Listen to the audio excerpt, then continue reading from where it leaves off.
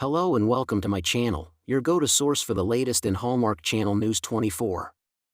Don't forget to follow and subscribe for all the updates. Let's dive right in. Nathan's recitation of the periodic table leaves Lulu questioning what he really remembers. General Hospital's Nathan and Lulu were stuck in the Bad Gen Cafe during the blizzard, waiting on word about Charlotte and killing time the way people do when there's nothing to solve in the moment.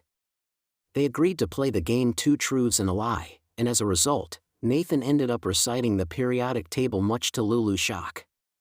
When she asked how he knew it, he said his father drilled it into him, which went against what Lulu knew about him. Nathan and Lulu were snowed in and played a game of Two Truths and a Lie, which led Nathan to recite the periodic table from memory. He said his father drilled it into him, contradicting what Lulu believed about his childhood. He described being pushed into science to make him useful. Nathan did not reconcile conflicting versions of his father's presence.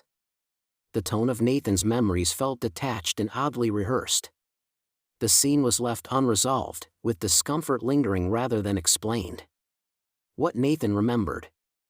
Nathan, Ryan Pavey, described his childhood in practical terms, explaining that his father pushed him into science because he was bad at math and needed to be useful. That word sat there between them without either of them reaching for it.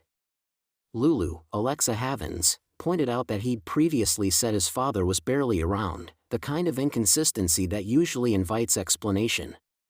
Nathan didn't push back or correct it, allowing both versions of his childhood to sit there without trying to line them up.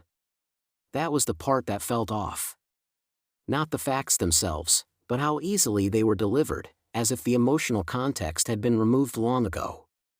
The way he was talking felt as if he was speaking from Faison's, Anders Hove, perspective, not Nathan's. It was like Faison going on about his own father's mistreatment and emphasis on science. Find out about Nathan's uncharacteristic slip-up with police evidence. How it sounded out loud.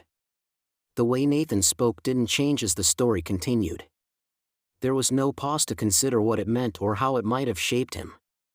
The recitation carried the same steady tone from start to finish, giving the impression that it lived somewhere separate from reflection.